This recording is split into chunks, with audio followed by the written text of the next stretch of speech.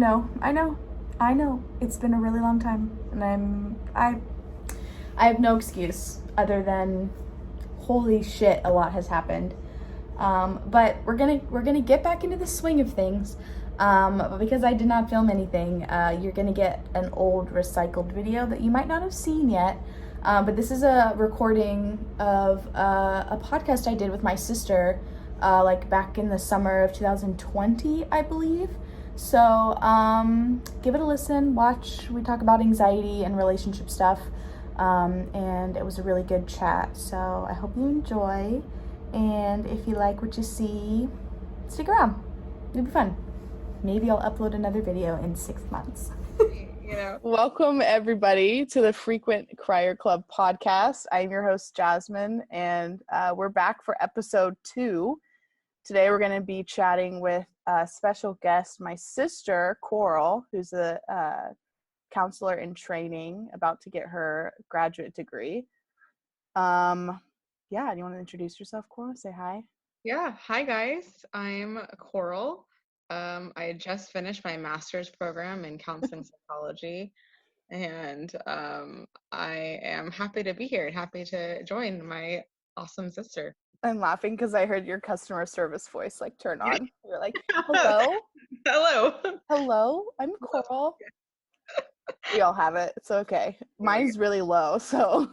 Yeah, I think mine goes up. I think my therapist voice goes up a little bit. I'm like, oh, okay. How does tell me more? How does it make you feel? Exactly. No. First of all, thank you to everyone that listened to episode 1. Got a pretty crazy response to that, which is really exciting and awesome. So I'm glad you guys are loving it and listening to me shoot my shit.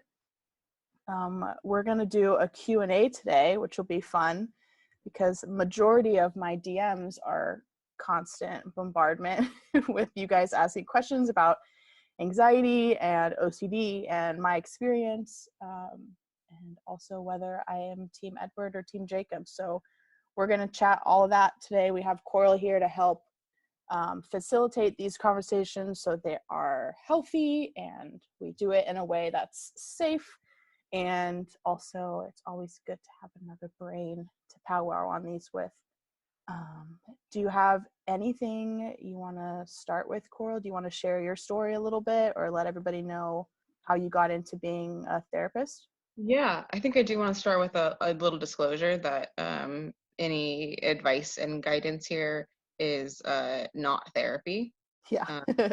So just to be clear, even though I'm working on becoming a licensed therapist, I am currently not, and I'm only in training. I'm a trainee, and this is not intended to diagnose or treat or any of those customary legal things that I have to say to be legal. So yeah, I think what drew me to the profession and psychology in general was my own personal experience in therapy and with mental health issues. I struggled for many, many years with an eating disorder, and it was kind of through my recovery of that I felt compelled to want to give back to the community in a way that represented my own personal experience and gave it meaning, and also provided people with a perspective unique in the sense that I've been there. I think what's really nice is that when you can talk with someone who understands what you've been through and isn't just speaking purely from theory or a textbook.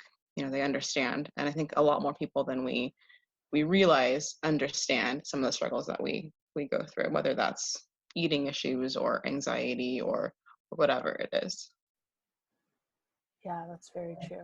I feel like most of my messages that I get from people are people that just want to talk to me simply because I have been through it and that I know what they're going through. And it's so much easier to talk to somebody that gets it. Because I feel like, especially with OCD in particular, I feel like it's such a very isolating disorder, and you are constantly questioning whether or not you actually have it. It's like a big portion of it. And so I think like talking with people that do have it or have been diagnosed with it and like deal with those similar like thoughts, I feel like it's just really like calming in its own way. Yeah, it provides that sort of validation that you're not alone or crazy. I think that's what many people think. They think like, oh, I'm crazy if I think these thoughts, or I'm the only one who feels this way. And more likely than not, you are not. So yeah. Okay, so we're going to dive into these questions. We're going to start just with, there's some that are pretty long, some that are pretty short, but we're going to answer them to the best that we can. But also just know that we're just people. So we can only help as much as we can. Only human. Okay, so I'm going to start with this first one. They're all anonymous. So thank you, everybody, for submitting all your questions. That's pretty cool. The first one we'll start with is, this one seems like it's mostly for me. This is, what was moving to a different state, oh, you too, Coral, and your proposal like with ROCD? Did it flare up at all? So for that part, moving to a different state, anxiety-wise, it didn't feel like it made a big difference, but I think subconsciously it probably did. But I was pretty irresponsible, and I decided to go off my antidepressants the same month that I moved, which was not the smartest thing. And my psychiatrist was like, you sure you want to do this? And I was just over it, because I was at that point where I was like, my antidepressants were causing me more issues than they were helping at that point.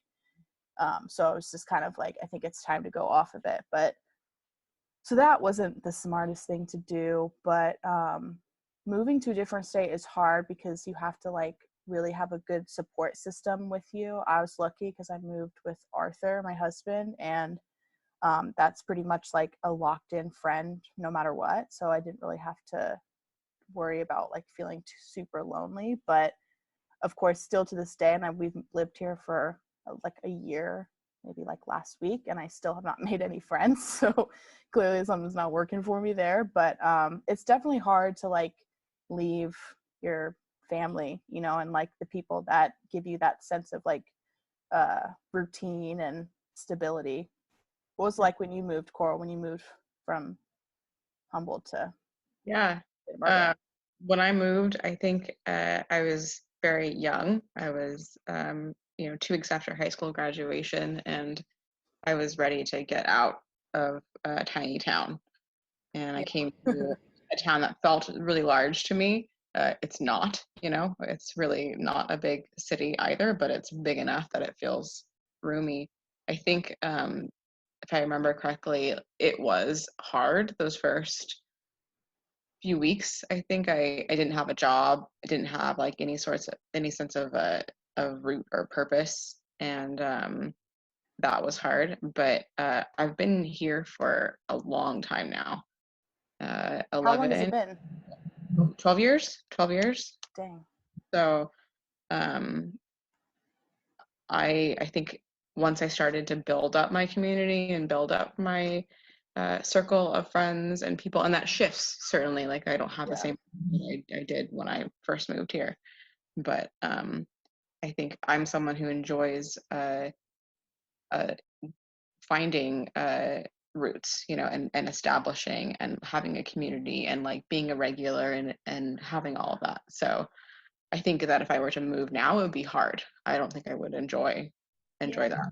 So I remember the first time when Arthur and I first moved into this apartment, it was funny because we did the entire move from Southern California to Washington, like completely online. Like we had never been here. We had never driven around. I mean, we've been in Portland, but that's not where we are. So we really like came in completely blind of like, let's just hope the random place we saw online like is what it looks like in real life and isn't, because especially when you're looking for an apartment, like the photos are always like with a fisheye lens, so the room's twice as big as it actually like, just like shady things like that. So I remember when we first got into this apartment, like we got here at like 3 or 4 o'clock, and then we were hungry, so Arthur went to go get Chick-fil-A because there's a Chick-fil-A here, and I like cried for like 2 hours because I hated it. I was just like, apartment's ugly, it's disgusting, it feels dirty and gross, and I don't like the shape, I don't like the foyer, it's not right. And I was just like, that's definitely like an anxiety thing for me, is like, I notice like if something feels off or feels wrong, it's like 100% wrong, and I need to like, I messed up. It's like, it's the end of the world. Kind of blow up that like one small detail into this larger sort of like I was just like, great, I'm stuck here for the next year, I'm gonna hate it, I'm gonna wake up every day with like anger and, you know, just negative feelings. I'll never be able to be happy because I live in this place. Just like, we're very catastrophic like, thinking. Mm-hmm. But other than that, I really like moving. Strangely enough, Arthur and I moved 3 times in the last 2 years. We moved once from our original house into my mom's house for a while, and then we moved to SoCal, and then 11 months later we moved to Washington. So we move around a lot, but I like that. I like change of scenery often, and I like I think in a past life I was meant to be an interior designer, because that's my favorite part of like moving, is decorating a new space. So too. Yeah, so it's like, that's truly like just as much fun as anything else. But and it's nice that you have had a built-in friend to travel with you through. Yes, 100%. Yeah, like it wouldn't be the same if I was traveling solo, probably.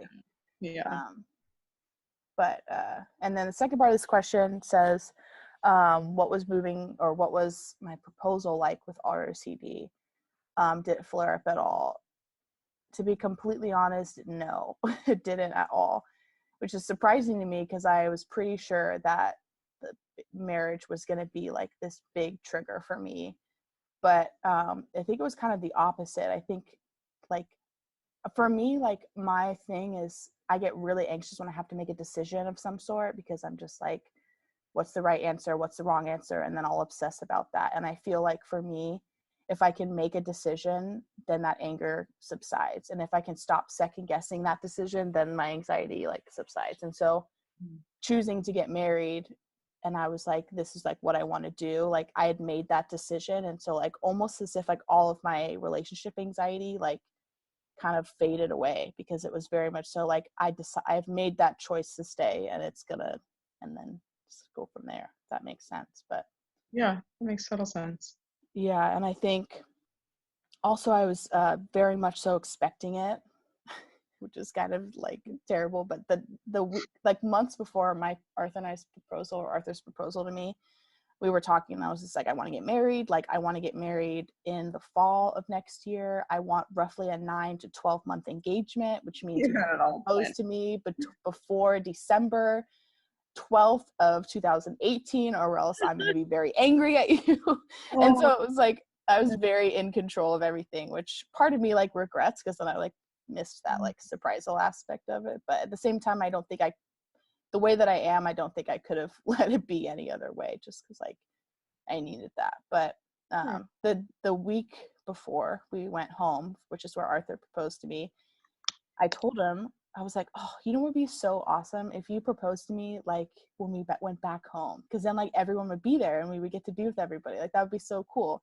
Mm-hmm. And then he looked at me and said, that would be really cool, but I didn't think of that until just now when you mentioned it, and so it's probably not gonna happen. And I was like, oh dang, well that's okay, like, but like that would have been really cool, don't you think? And he was like, yeah, like I wish you would have brought that up earlier, and maybe that could have like happened.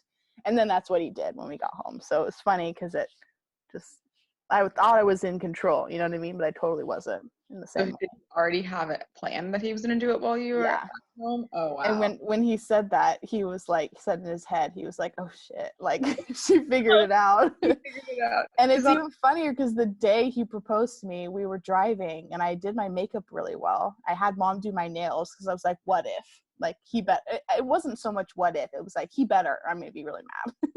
Right. I think he actually texted me. I wonder if I still have like the picture of like the ring and stuff, because I think a lot of people like me and dad and mom probably already knew like that it was coming that weekend or whatever. Yeah, but it's funny because that day when I had my makeup all done and I was like feeling really pretty, I like put on my Snapchat like, Arthur, I look really good today. This would be the best day you could ask me to marry you because, like, look at my makeup. It looks so good today. And everyone in my Snap was like, oh, that's funny. But then that night he proposed to me. So everyone thinks that I just knew the entire time, but I really had no idea. I just was self-centered and excited to be engaged. Oh my God. Funny. But yeah, no. So with the ROCD, like, majority of my wedding experience was traumatic in the fact that I like hate planning a wedding, because planning a wedding is like 95% making decisions, and clearly I don't like making decisions because it's right or wrong for me and there's no in between. So that like took up most of my like anxiety capacity, was like obsessing over the wedding itself and not my relationship, which in a way I'm very grateful for, because like I would have preferred that first, like, Versus something. relationship concerns. Yeah. And you know, I'd rather like stress and cry over the color of my tablecloth than the, you know. But I'm really excited. I reached out to Grace Stippenoff. Remember Grace? I used to live with her. Yeah. Yeah, she got married around the same time we did. She's actually started a business in the wedding industry, like a photography thing. But she texted me like the day after my wedding, or the day or two after, and asked like how I was doing. And like, no one does that, I feel like, because you're like, oh, they're like living this high. But like, it's so true. The week after your wedding or 2 weeks after your wedding are like the most depressing weeks of your life, because it's like everything you like waited for your entire life is over, it feels like. And it's really strange and bizarre, but there's a lot of like anger tied to like the things that didn't go wrong, or things that went wrong. Sure. And so so I'm really excited. But Grace and I are gonna film a podcast episode and talk about all the things that went wrong in our weddings, because I love it. like, it'll be good. it's so not talked about, but it's also like I refuse to look at any pictures from my wedding still, because it still makes me so angry. Really? Yeah. Isn't that sad? But also it's like a big part is like it was so overwhelming. Like that experience was the worst for me, and so like I don't want to go back at all. I mean, the wedding, the pictures were beautiful, but like that 9-month process building up to it were like some of the worst of my life. So I'm just like, no. So you don't even want the picture to remember it? I haven't even like printed anything out or put anything up on my walls, because I just like don't want to remind myself of like what went into that photo. You know what I mean? Oh, and also interesting. Yeah, and little things too, like my hair, like the front pieces of my hair were too curly, and my hairstylist was like, you should straighten these before you walk out the door, because they're too curly. And I was just completely forgot, and so in all the pictures my hair is too curly and I hate it, and so I'm just like bitter. but those are the details that, you know, only you would see. Yes, 100%. That's the thing. It's like everybody like has told us that the wedding was beautiful and amazing, and it was, but at the same time, like I'm still very bitter about how some things turned out. I mean, I remember some of the things that didn't happen on that day, like in those final moments before we got you down the aisle or whatever. Yeah. Just even with like the bouquet. We'll save that for that. But in case you didn't know, I did not. We can talk about it. I did not walk down the aisle with my bouquet. I spent $140 on that bouquet, and I just didn't walk down with it. So, yeah, I'm very angry. So, moving on. Oh God, it makes me so angry. I could just rip my hair out. Okay, we'll move on to the next question. Okay. But yeah, no, stay tuned for that episode, because it's gonna be really funny. It'll be like talk about, because I know Grace, when she messaged me too, I was like, is this normal that I'm like angry about? And she told me and shared some things that went wrong at her wedding, and it just made me feel so much less alone. I was like, wow, okay, it's normal to just be angry after your wedding. Because I mean, you spend so much money on it, it's like it better work out, but it's a lot of expectation is built into it. Yeah. Enjoyment of. Yeah. Okay, so next question. What do you do when you feel overwhelmed? You can't distinguish what thoughts are true or false in that moment. I feel like this is like two pieces, kind of. Like, yeah. I mean, what do you think? I think you can kind of look at maybe some specific tactics that work just for anxiety in general when you feel overwhelmed. And I think one of those involves grounding yourself in the present. So pulling yourself out of your head and of your thoughts and into your body. And so that can look like grounding yourself by noticing what smells do you smell? What do you taste? What do you feel? What do you see? Sometimes you can look around the room and say, what are 5 things that I see, and name them. You can grab your favorite blanket or favorite material, favorite clothing, and feel the material. You can light your favorite candle. You can drink some water. Even just that, the shock of water to your system can sometimes bring you back into your body and out of your spiraling thoughts. I think that's the biggest goal when you're overwhelmed, is to pull you out of this space you created in your head and into reality.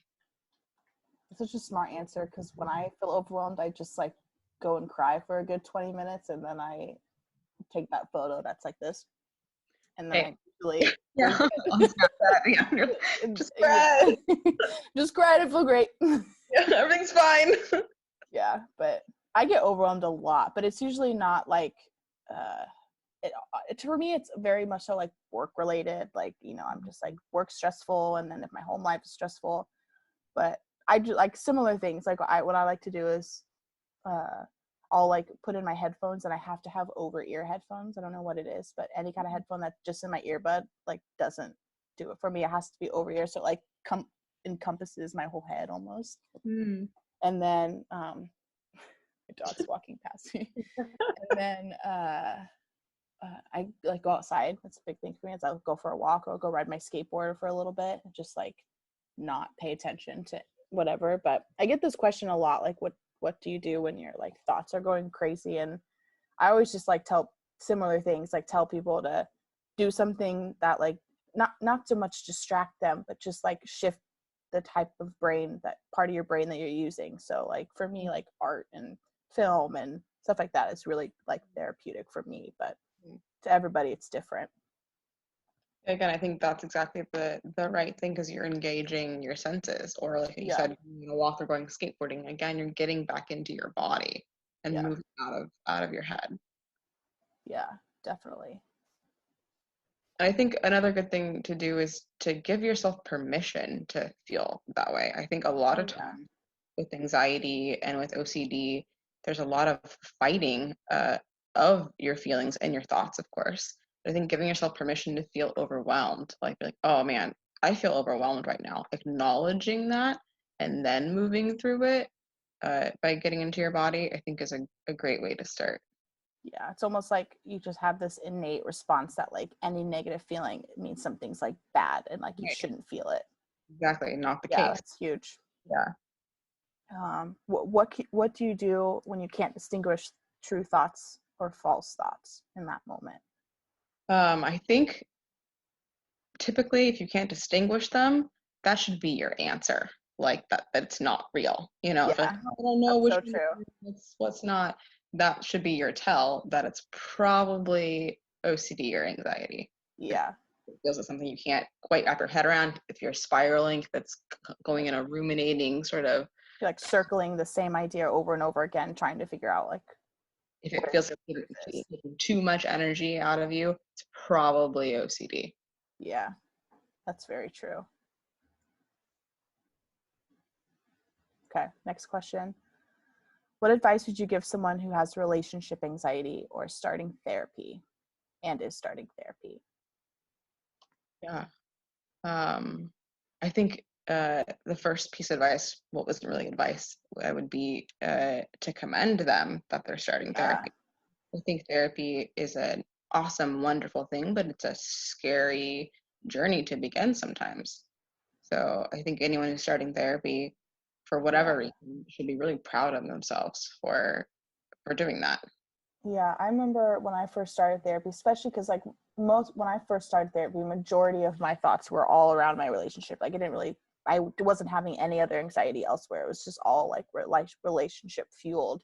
Mm-hmm. And I was so scared to go see a therapist because I was pretty sure that a therapist was going to say, oh, well, if you're anxious about your relationship, you probably should just break up with him and then move on. And I was so convinced that like they were going to tell me exactly what I didn't want to hear. And so like I didn't bring it up for a really long time. And then obviously the OCD got the best of me, and my therapist was like, you're talking about this a lot. It's kind of annoying. But I think with relationship anxiety, from what I get in my DMs too, I think people that's their biggest fear, like going into it. It's like assuming whatever they say is fact. And I think that's a big thing that, like, for me in my journey, was knowing that therapists are just humans and they're people too, and Really. they can only know so much about your life and they can get it wrong sometimes. And Yeah. And that their job isn't to tell you what to anything do. right or wrong.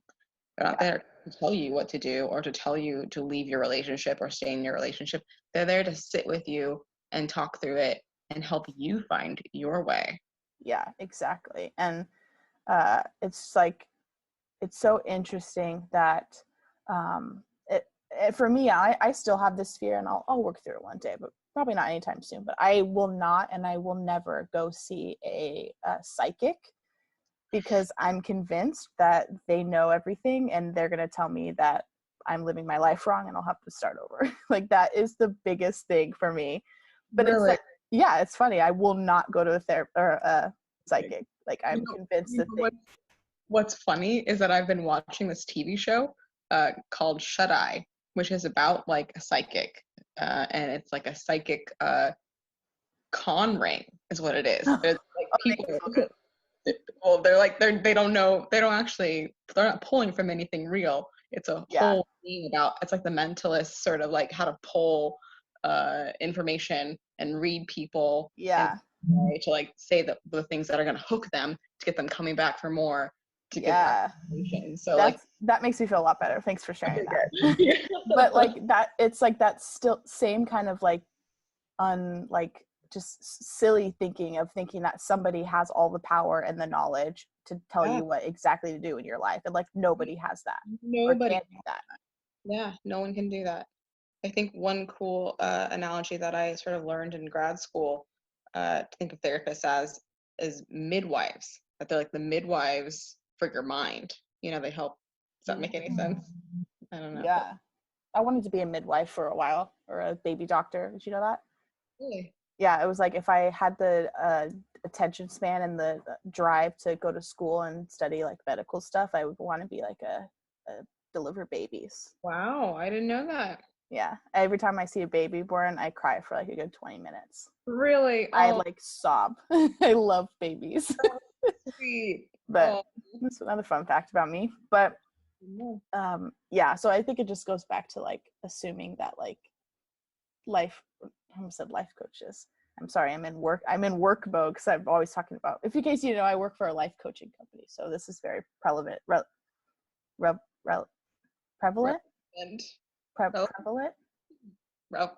Relevant. Okay, what's that? What's prevalent? Common. Okay, that's not what I meant to say. Relevant in my life. But therapists, I feel like when you just assume that because they're schooled and they know everything, that they know everything, and you're gonna go in there and sit there and say, this is what I'm anxious about, and they're gonna tell you what you're anxious about, and then you'll walk out of there having answers. And I think that's like a very construed idea of what therapy is, you know? Yeah, definitely not what it is. It's so much more just chit-chatting. Okay. Next question. This is OCD related. With OCD, sometimes it feels like something is going to happen badly, quick, and then my anxiety will skyrocket like crazy. Why is that so? And the second part says, also, why does it feel so damn real? In terms of OCD convinces you of something that you are not and forces you to accept it. Why is this? By the way, already a fan. Thanks in advance, Jasmine and Coral. Loads of love. That's sweet. Yeah. This is like multifaceted, but I think from my experience with OCD and anxiety, like I had that onset of anxiety very suddenly in my life. Like I did not have it my whole life. I mean, I probably did, but I wasn't aware of it. But so when it all hit me, I had to learn that I couldn't trust myself 100%, because like there were anxious thoughts that were in there, and I'd never considered them to be what they were, which was like anxiety. And so I had never had an experience where like I had thoughts that I shouldn't like fully trust, you know? And so that was like my first experience. So for me, that's why it felt super real, because I'd never experienced anything like it. So I was like, how could something that I think not be true, you know? Yeah. Mm-hmm. But I don't know. I mean, it's a disorder for a reason. I think if it was mild and it didn't. Yeah. I think there's so much we don't know about the brain still. Yeah. We understand some parts of it and how things work as far as like brain chemistry and stuff goes and the chemicals and everything happening below our level of consciousness. I think there's a lot to be learned still about why we like are predisposed to a certain condition, but it does seem that it does like run in families, or or maybe it's trauma related or something. Um, yeah, it's kind of it's a it's a strange thing. I don't think anyone knows why we have those things. Like why it feels as real as it does. Yeah. Yeah. I remember when I was really struggling with OCD, I related it very much so to the experience of Inception. Remember that movie with Leonardo DiCaprio? And that idea that he went and spun this top in this person's brain, closed the door, and then for however long, as soon as that top started spinning in their brain, it like was this idea that felt like it wasn't their idea, but it was in their head and they had no choice but to like do what it says. Yeah. It was a weird, like, so again, I didn't start watching Inception again until about a year ago. But it's just like it felt very much like a foreign like thought because I'd never thought it before. Yeah. It was weird. That is weird. I feel like a lot of what we create in our realities is based in our mind and our thoughts. So even the things that are real around us, we're constructing a narrative in our head always about who we are, our story, what there is around us. So if we start constructing a narrative that isn't true, because both narratives are things that we create in our head, it makes sense that it would be hard to figure out why this one feels so real when it's not, Yeah, that's true. The next question is not really a question. It just says ROCD common thoughts. Part of me doesn't want to answer this because I feel like it's very reassurance seeking, because if I was to say a thought that I have, then they'll be like, oh, I have that too, so I have RCD, everything's fine. Right. Good. Yeah. So I think just knowing that everybody's different and your thoughts are going to be different from someone else's, and that doesn't mean that you're not struggling. Right. And I think the point about it is that the content of your thoughts don't matter. Yeah. Like, I think that's the biggest takeaway with OCD stuff, anxiety, is like the content of it doesn't matter. Yeah. It matters what the process is. And if you're obsessing and ruminating and you're stuck on something, it could be anything that you get stuck on. Yeah. It's all that's the problem. That's not the content of it isn't going to change. So yeah, that's true. I've experienced the shifting of content constantly since I struggled with ROCD, because once I started to kind of realize that about OCD, it's not really about my relationship. It's just about, oh my God. What? My neighbor just threw a beer can into my patio. What? Yeah, what the heck? Oh my God, throw it back. That's so rude. You don't just... Whoa.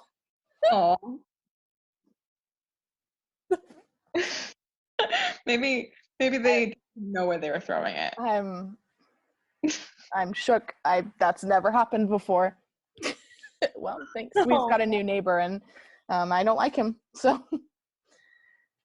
I don't remember what I was saying, so I'm just going to move on to the next one. Okay. This one is also ROCD related. Sorry. What was your lowest breaking point during your ROCD journey? What made it turn around? Also, any hope you can give without giving reassurance. Okay, my lowest point in my RCD journey was when I left Arthur. A lot of people don't know that I did that, but I told him that I was like, I can't get these thoughts out of my head, so like I need to like just try it. Maybe I'll just listen to them for a little bit and see what happens. And I moved back home with mom for the weekend. And it was like the worst weekend ever because I felt worse. You know, I was like, at first I was anxious, but then I felt like empty, which is, in my opinion, was worse than the anxiety because it was like very much so like, wow, what did I just do? Like I just ruined it because I was worried about maybe being wrong, but you know, and so it was like, that was my lowest point. And then that's when I realized like, this is silly. I mean, and I didn't phrase it like that. And I look back on it now and say that because like I've been through a lot, but it was very much just like, this is worse. Like I think people think like if they get rid of what's causing them anxiety, everything kind of will just go back to normal. Right, not the case. And for me, like the true reason I was anxious wasn't Arthur. So it really it took something else from my life, which I didn't want to leave. So it was like a double whammy. It's like doing the compulsion is what the anxiety wants. It wants you to believe that by doing it, you'll be soothed or relieved of your anxiety. But actually, you're feeding the cycle that will continue to perpetuate it by doing the compulsion. Yeah, because eventually it comes back because it's just temporary relief. It's temporary soothing. Yep. Yeah. And I mean, and I feel like, I truly feel like if I had left Arthur and started a single life and done whatever, the next relationship that I would have gotten serious with, the same thing would have happened. Oh, absolutely. And so I realized, I was like, do I want to face this with Arthur and like be with him because I love him and I want to be with him and deal with this now? Or do I want to put it off and deal with it later and still have to deal with it? It's like, right. And have it affect other areas of your life. I think you have a wonderful, supportive partner who was there to go on that journey with you and help you figure it out, you know? Yeah. Similar to that, Coral, the next question is kind of related to that. It says, how does Arthur deal with your ROCD? Also, any advice to give to partners of people suffering with OCD? I feel like I'm overwhelming them. Arthur has no emotions, and I say that with the biggest heart, but he is like the most rock boring, like he doesn't cry, he doesn't get angry, he's just like not somebody that expresses like intense emotions like that. So, and I think that's why we get along so well, because I'm quite literally the opposite, and so it's like that balance.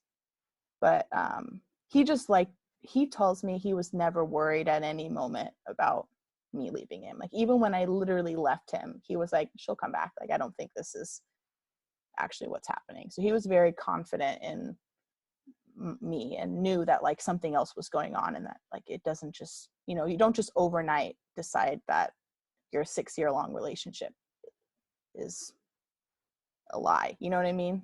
I mean, maybe for some people, but that wasn't the case for me.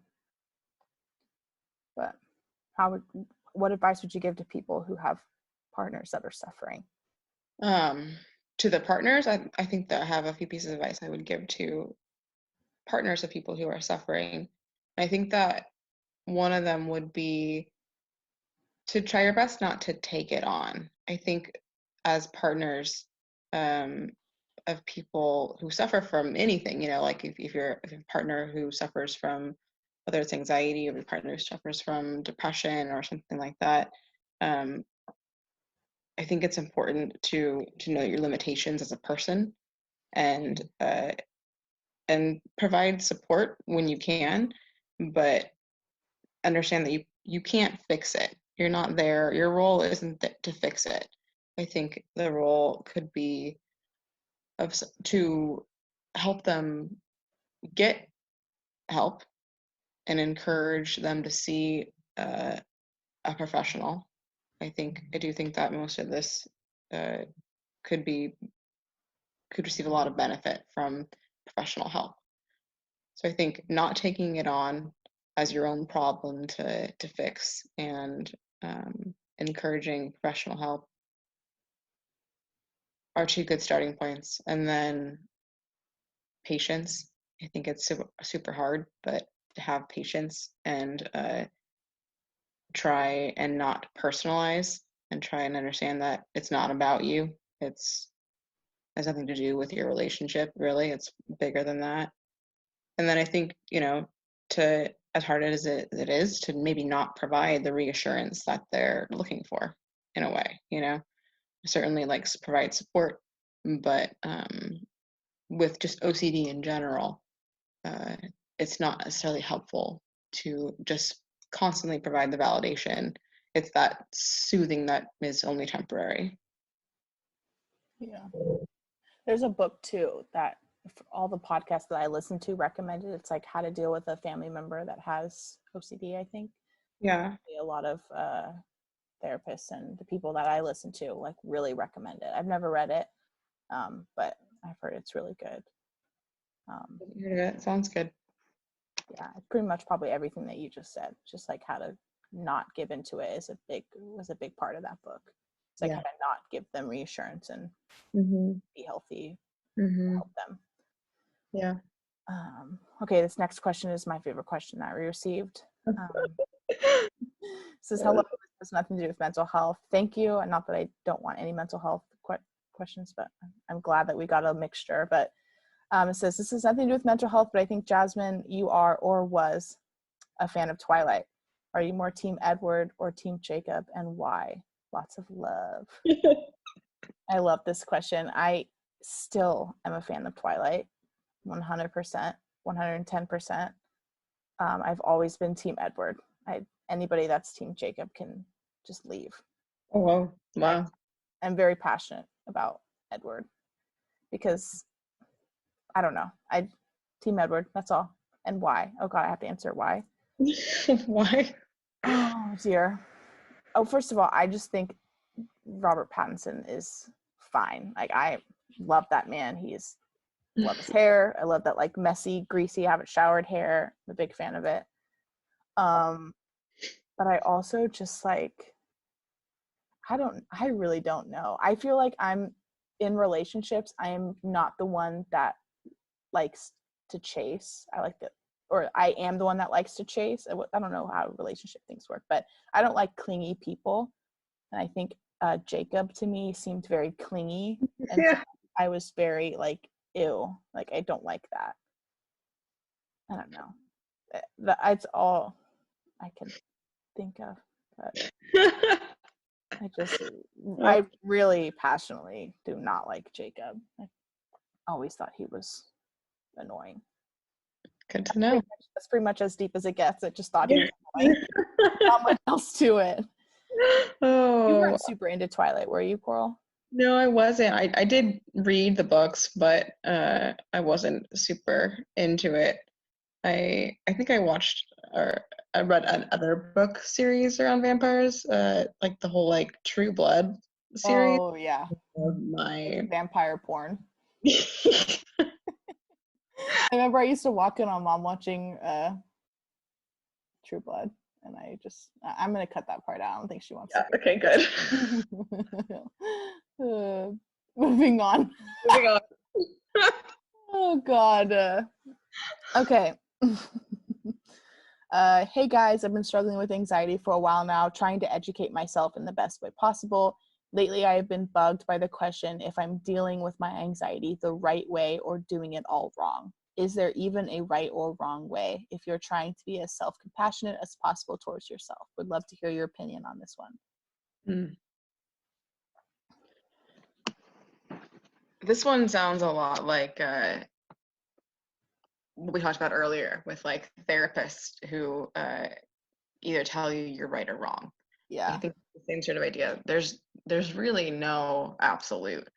I think everyone's process is different, and what's going to help them is different. Certainly, there are probably things that would hurt and not work for most people, and there are things that might work for others.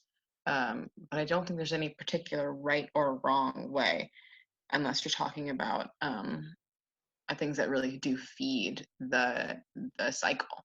I think those are probably not going to get you on the path that you want. Doesn't mean that they're wrong, just means they're part of your process. Yeah, that's a good way to look at it. Yeah. Yeah, I feel like I mean, there was a webinar that my work put on, and with a master coach that was talking about something similar, and he was talking about people, the anxiety that they're feeling around just COVID and everything happening, and mentioned that, like, you know, we all probably know that there's something we could be do to make ourselves feel better, or like, you know, to soothe that anxiety, and it's totally okay if you're not ready for that step yet. Yeah. And to just, you know, and that's a big for me, because like there are times when I'm really upset, and like I know I could probably go for a walk, and I could probably go to the gym, or I could go get a glass of water or take a shower and do something to like stop like mulling over whatever I'm worried about, but I'm like not ready to go there yet. And so I'll just kind of hang out with my sadness for a little bit longer, and then once I'm ready, then, and that's what works for me, you know, it's like, because it feels like I'm not like turning my back to it. Great. I think that's great. I think it's you're validating your feelings. You're accepting them for what they are. I think, again, a lot of people struggle with I shouldn't have those negative feelings, and so fighting it maybe is worse. And then it's probably better to just sit in them and actually feel them and move through them instead of stuff them away. Yeah.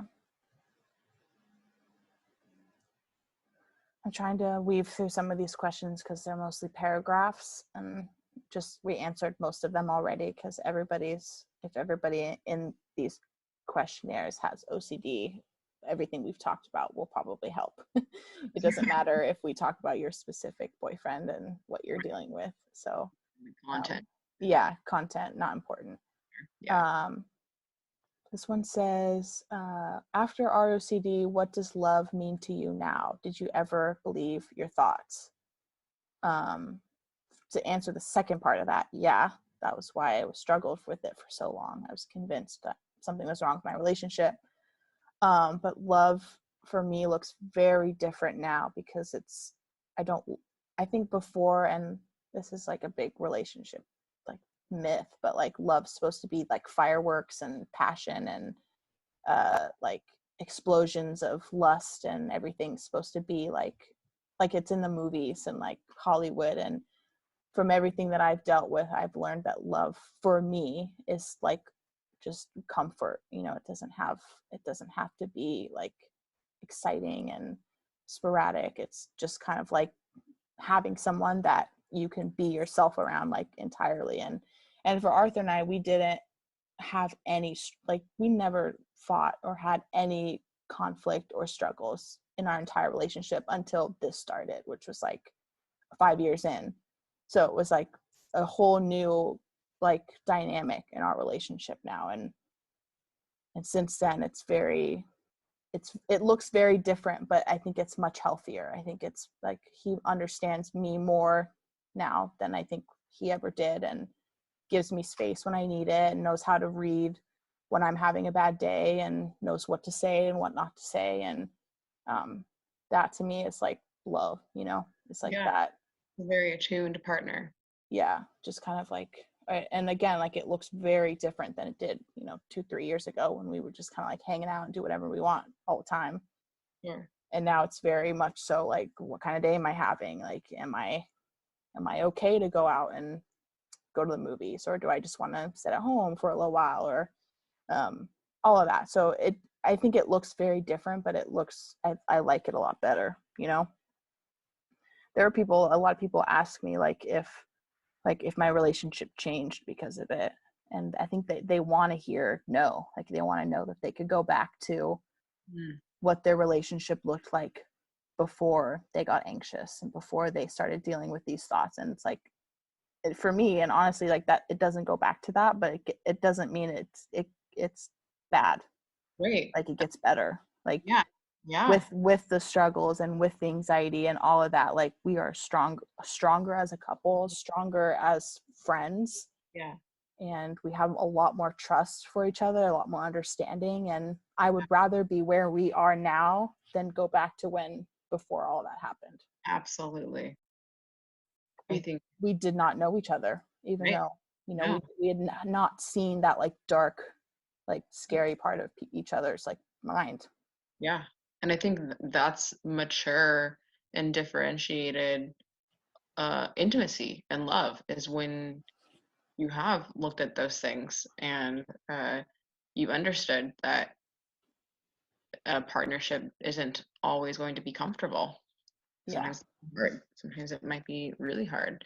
And I think you're right. I think you wouldn't want to go back to anything before that, because once your eyes are open to like who you're really with and you see all of them, that's a gift. Like that's an exciting place to be, and that's growth, and you only have more growth ahead of you, you know. Yeah.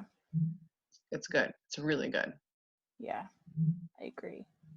Because I mean, even now, like I still have a lot of like, you know, anxious thoughts about our relationship, and wondering like, you know, oh, if I was to be with some hunky man from the gym, like what would that look like? You know, just like imagining those situations. And while they sound exciting, you know, because it's new, and I think that's a really common thought, but it's just like that's not what it is about for me. It's like that the things that I value in a relationship are like not physical, they're mental, but they're also, it's just like about like a friendship and that bond that you have. And so it's like no matter what, like the grass is always green on the other side thing is like totally not true. It's like, Yeah. And the physical changes too. Think about like you're in a partnership, you know, for how many years now, and how many years down the line things will change again, you know. yeah, You're not gonna be your age, you're gonna be older, and yeah, shifts. like there So still will be new things and exciting things and all of yeah, that. yeah, and that's within yourselves and each other and the growth that you're creating and discovering. Yeah. Okay, this is our last question. How do I stop myself from ruminating on really scary, intrusive thoughts? Is there a healthier way to sit with the thoughts? Yeah. I think that last sentence to me is the healthy way, is to sit with it. Yeah. It's not to, because I feel like when you're ruminating, you're looking for a way out, and you're looking for an answer, and you're looking for a solution to something that you're stuck on, you know? Yeah. And I feel like if that's the hardest part, is like for me, like having that awareness piece to be able to like see those patterns when I was caught in them was what helped me like sit with them. Because I was like, oh, hey, I've been thinking about this for an hour. Yeah. It's probably a sign that this might be something else, you know? And then I was able to sit with it a lot easier. Yeah. I think one analogy that I heard a while ago was to picture all of your thoughts like they're running around a track, and you're up sitting in the bleachers and you're watching all your thoughts on the track. OCD is like picking up one of those thoughts and holding it and stopping it from running around this track. And when you do that, you magnify it. You're looking at one specific thought when you have all of these thoughts running on a track. Picture a ton of them, and you pull just this one.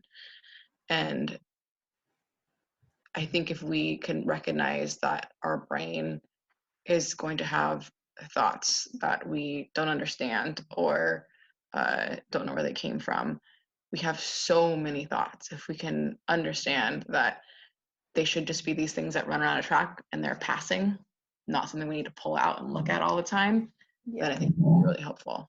It's funny, it makes me think of I have a lot of thoughts about like really gruesome things. Like sometimes I'll be like near the sink and I'll be like, don't stick your hand in that garbage disposal and shred up your hand.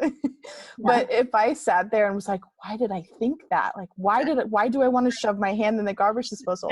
Yeah. I don't. But Yeah. Yeah, like those thoughts like don't spike my anxiety as much because I know how to. You understand not to give them attention. Yeah, you understand that it doesn't have any weight. Just because you have a thought doesn't mean it's important.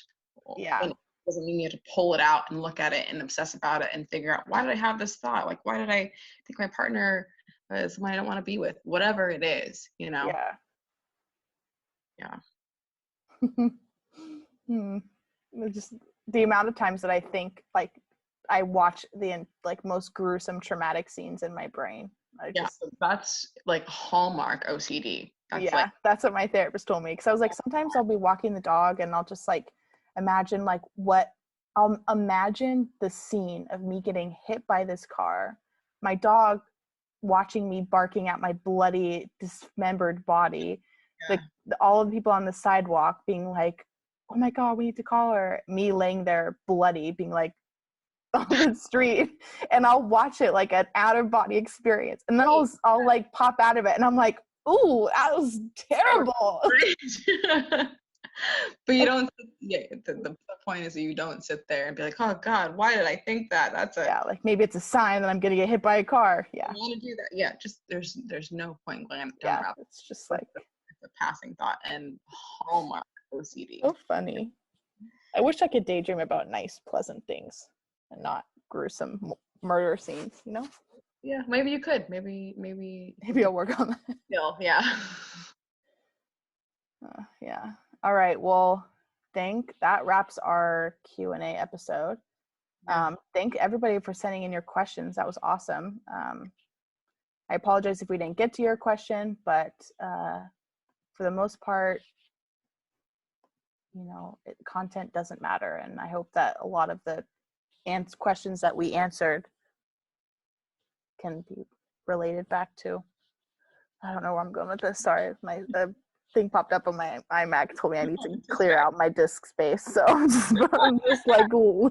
Oh man. Oh, I hate this computer. Thanks, everyone. If you want to hear more of Coral, let us know. She is readily available at the simple send of an iMessage. So just let me know. We'll get her back on. We'll talk things that aren't mental health related, because sometimes they can get kind of boring. Yeah. Thanks for having me. Yeah, you're welcome. Thanks for hanging out. Again, if you're listening to this on any of the streaming platforms, be sure to give it a rating. Be sure to screenshot yourself listening to it, share it with us, tag us. Be really cool. Share it with your friends. Yeah, that's what helps this podcast grow. And don't forget that episode with Grace will be coming up. I also have a couple episodes with some other friends to talk about things like self-esteem and all that kind of stuff. So stay tuned for that. But with that said, Frequent Crier Club signing off. I can think of an outro. Yeah, an outro would be good. Yeah, I'll figure it out. Okay, bye everyone. Bye.